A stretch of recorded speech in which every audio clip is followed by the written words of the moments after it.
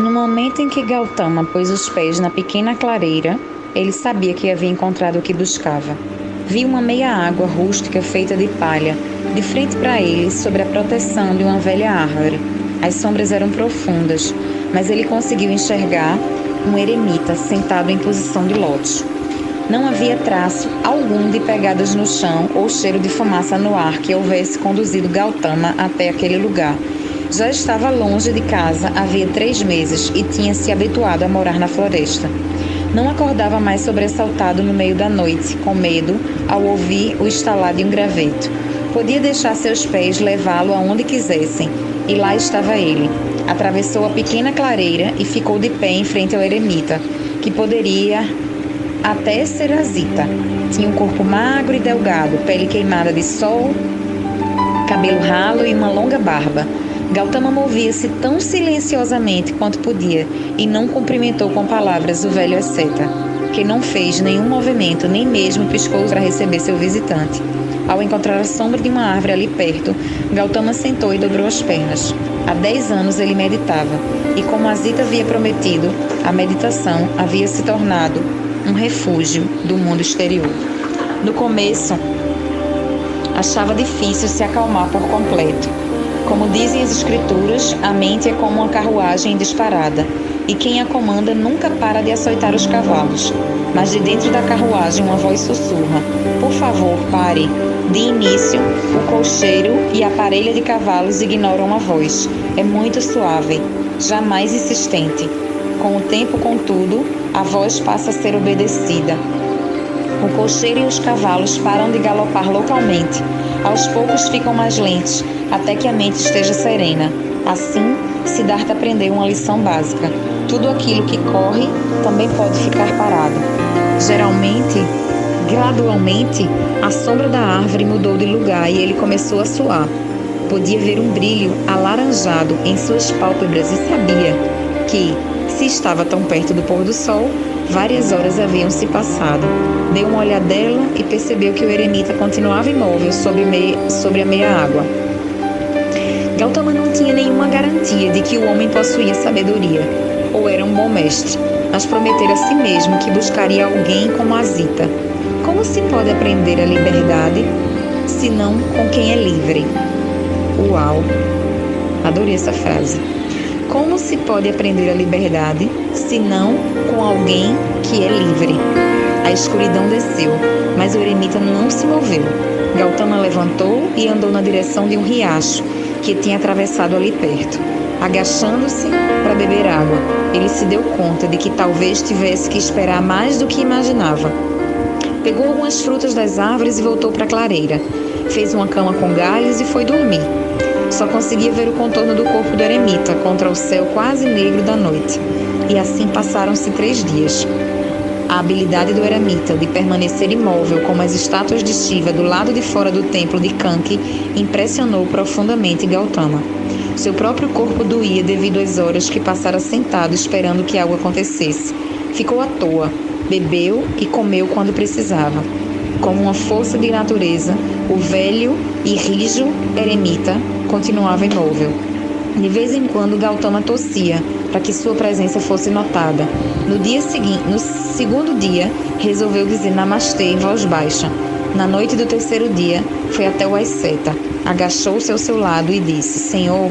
O eremita abriu os olhos. "Você fala demais", disse ele. Sua voz era clara, alerta. O transe de quem estava acordando era algo especial. "O senhor pode me escutar?" perguntou Gautama, querendo aproveitar a ocasião antes que o eremita retornasse ao seu profundo samadhi. Mas era tarde demais. O eremita fechou os olhos e logo o sol se pôs. Gautama esticou-se no chão a fim de passar a noite, sem saber se havia feito algum progresso. Aparentemente sim. Quando acordou na manhã seguinte, o eremita estava de pé perto dele. "Talvez", disse o eremita. Gautama levantou no mesmo instante. "O que devo fazer primeiro?" "Ficar quieto." O eremita voltou para seu lugar sobre a meia-água e retomou sua meditação. Gautama suspeitou que ele não fosse abrir os olhos por mais uns 3 dias. Passaram-se 4. Contudo, o novo discípulo não ficou entediado. Aos poucos, a presença de seu mestre começou a tomar conta dele. Acontecia de maneira invisível. Gautama era obrigado a meditar junto com ele. Imitar o guru é o principal caminho de um discípulo. A pessoa come quando o guru come, dorme quando o guru dorme, ouve quando o guru fala. Os maiores mestres, contudo, ensinavam em silêncio, como os visitantes da corte haviam dito a Siddhartha. Aparentemente, Gautama havia encontrado um desses mestres, pois sempre que fechava os olhos algo de diferente acontecia. Ele encontrava quietude como antes, mas agora era algo vibrante e vivo, como uma chuva de luz brilhante caindo dentro dele. Sua efervescência fazia com que seu corpo formigasse, uma sensação deliciosa, que tornava fácil o ato de sentar em meditação horas a fio. Entre uma meditação e outra, quando Gautama sentia os membros enrijecidos e o corpo agitado demais para continuar imóvel, ele andava pela clareira, varrendo detritos, colocando uma cuia de água ao lado do mestre, pegando frutas e lenha para a fogueira à noite.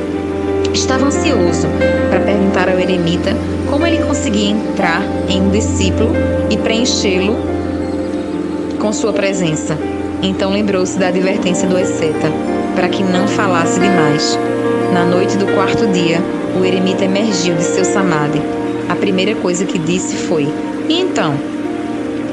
Gautama prostrou-se aos seus pés. Ele poderia ter dito: "Estou satisfeito."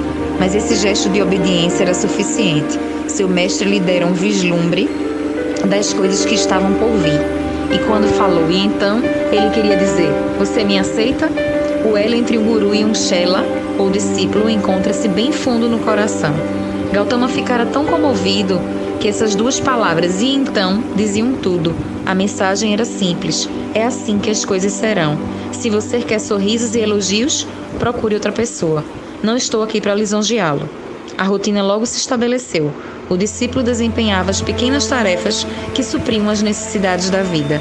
Durante grande parte do tempo, os dois homens simplesmente ficavam sentados, um de frente para o outro, um de cada lado da clareira, como dois ícones de tamanho natural, abandonados na floresta por um escultor. Então, o rosto de Yashodhara começou a surgir na mente de Gautama, lembrando que Yashodhara era a esposa de Siddhartha. Ela estava sorrindo e ele não conseguia parar de encará-la. As escrituras permitiam que se meditasse com a ajuda de diversas imagens divinas. Então, por que não a própria esposa? Se o amor é divino, uma mulher também não poderia ser? Mas assim que Gautama fixou o olhar de sua mente no rosto de Yashodhara, seu corpo apareceu e ela estava nua. O jovem monge contorceu-se, rezando para que seu mestre não visse a reação física que isso provocava. Não era sua culpa. Lutou contra essa reação. Meditar em estado de excitação não estava nas escrituras. O rosto de Yashodhara mudou e começou a caçoar dele. As mãos dela foram descendo pelo corpo. Ele lutou ainda mais. Talvez se conseguisse se concentrar na pureza do amor que sentia por ela. Gautama pensou no dia em que a escolheu para ser sua esposa. Ela tinha 16 anos e ele 19. Havia desistido de tentar achar Sujata, mas estava longe de se esquecer dela. Quando foi anunciado que o príncipe estava em idade de noivar, pais ansiosos percorreram longas distâncias para apresentar suas filhas em Kapilavastu. Nobres, príncipes e reis de domínios vizinhos cruzavam a fronteira com grandes comitivas de escravos e cavalos. Siddhartha ficava sentado nos muros da cidade com Shana, olhando para a cena lá embaixo. "Se não aguentar tantas entrevistas, posso me encarregar de algumas", disse Shana. As meninas mais novas mal tinham completado 12 anos. Também não era esperado que o príncipe fosse viver com elas imediatamente. Muitas providências deviam ser tomadas antes, mas Siddhartha só conseguiria ganhar algum tempo, já que não dava para contrariar Suddhodana. "Você pode escolher uma menina que ainda brinca com bonecas ou uma velha virgem de 19 anos", disse o rei. "O que você não pode é sair daqui sem escolher alguém." Ambos sabiam que o futuro da dinastia estava em jogo. No dia do evento, quando todas as noivas esperançosas estavam reunidas na corte, Siddhartha entrou no salão, usando o mesmo casaco elaborado e um turbante vermelho com plumas de comemoração dos seus 18 anos. Cada uma das moças estava prostradas no chão. E ao percorrer a fila, eles às vezes viam um olhar tímido ou sedutor, um brilho nos olhos que prometia prazeres sensuais. uma timidez ferrenha que indicava inocência ou mesmo perplexidade. Apenas uma moça não levantou a cabeça para olhar para ele, e mantendo o rosto coberto com o véu no chão. Ela despertou a curiosidade de Siddhartha. Hoje é um grande dia, declarou Suddhodana numa voz alta jovial, mas quando seu filho foi abraçá-lo, o rei sussurrou em seu ouvido: nada de me passar para trás. Elas não estão aqui para que você reze com elas. Siddhartha ajoelhou-se. Sei qual é meu dever, pai. Quando se virou, um camareiro veio até ele e entregou-lhe uma guirlanda de colares de ouro. Siddhartha pegou alguns e se aproximou da primeira moça. Você é muito bonita.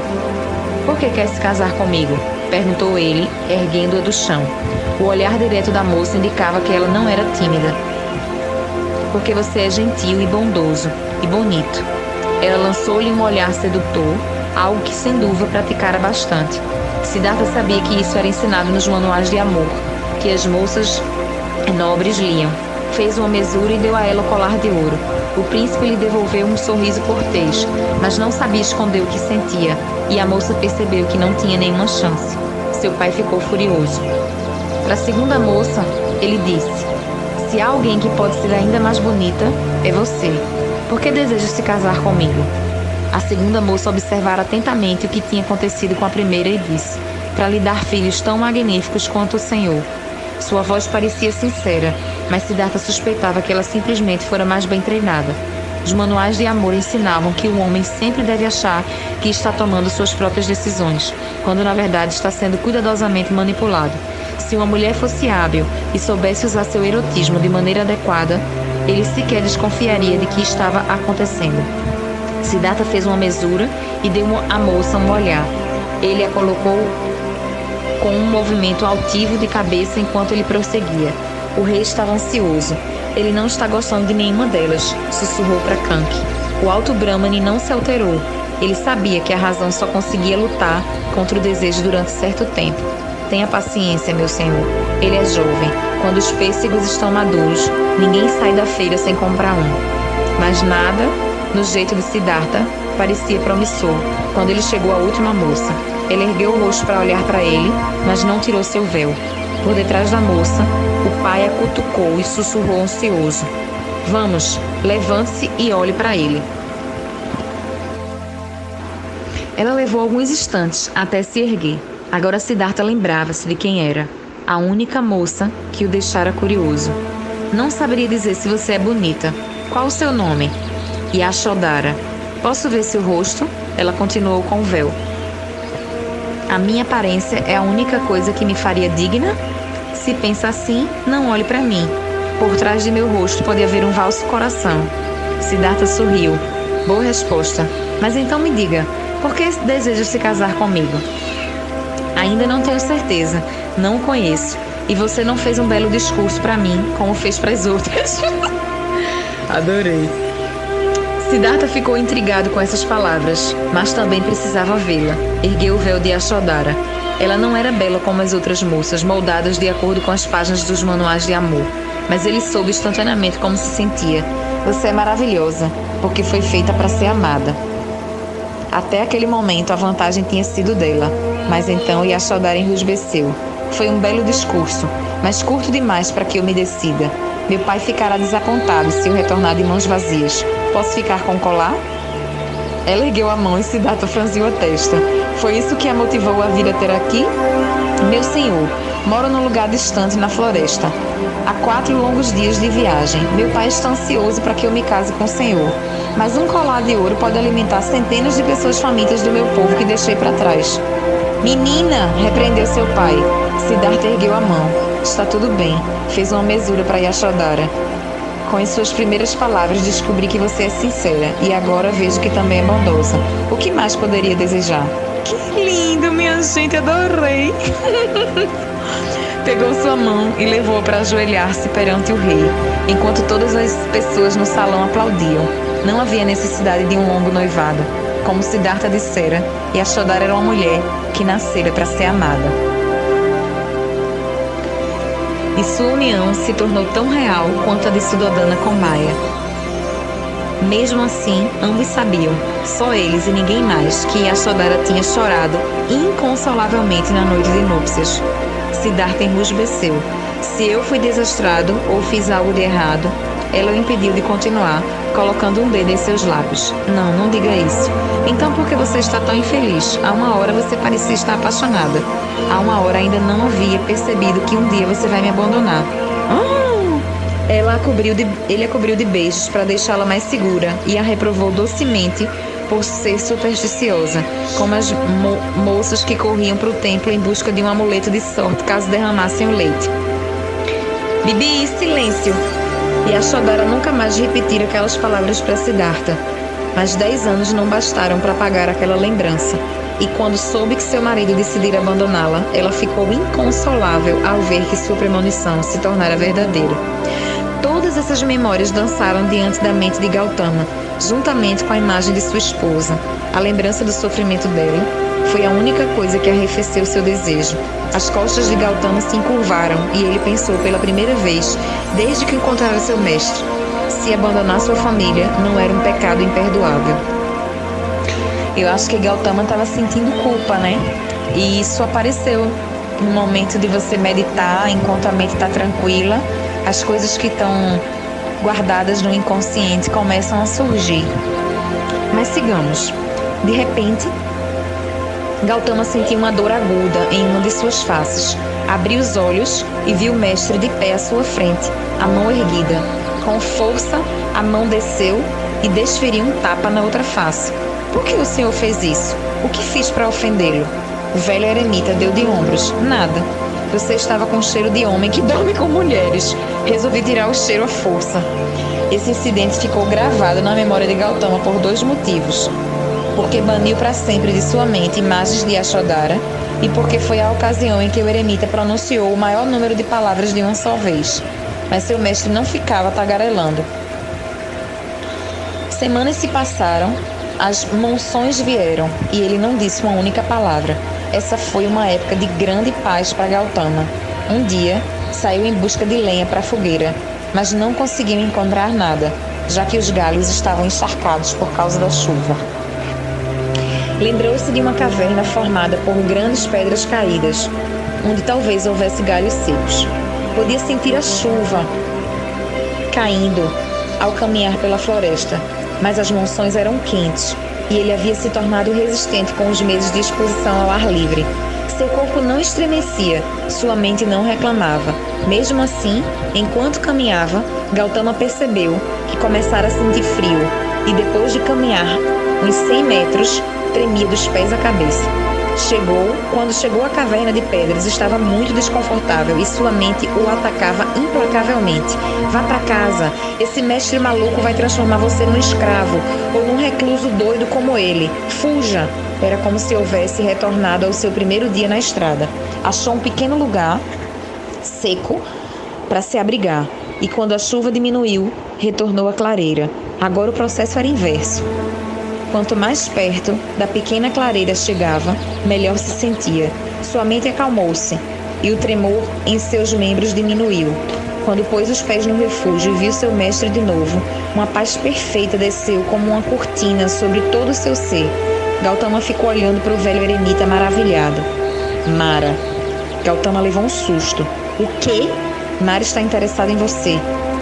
Gautama abriu a boca, mas o eremita balançou a cabeça num movimento abrupto. Você sabe que é verdade.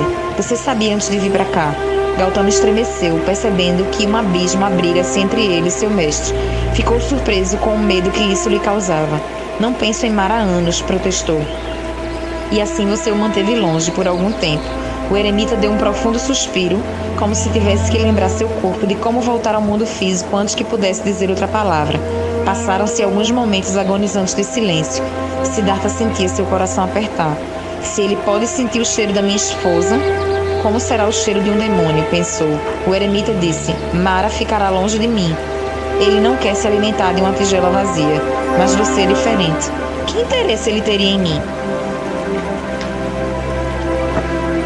Você não sabe? O velho eremita viu a expressão confusa nos olhos de seu discípulo. Existe algo que ele não pode permitir que você descubra. Existe algo que ele não pode permitir que você descubra. Você deve ir muito além daquilo que eu possa lhe ensinar. Essa é a única maneira de se livrar do demônio, acrescentou o mestre. Gautama entrou em pânico. Prostrou-se no chão e agarrou os pés nodosos do eremita. Ao menos diga-me o que estou procurando. Como não obteve resposta, Gautama olhou para mim e viu que o velho tinha fechado os olhos novamente e já estava longe dali. O discípulo mau pôde dormir aquela noite. Quando acordou, antes de amanhecer, não viu a silhueta contra o céu noturno. O eremita tinha ido embora.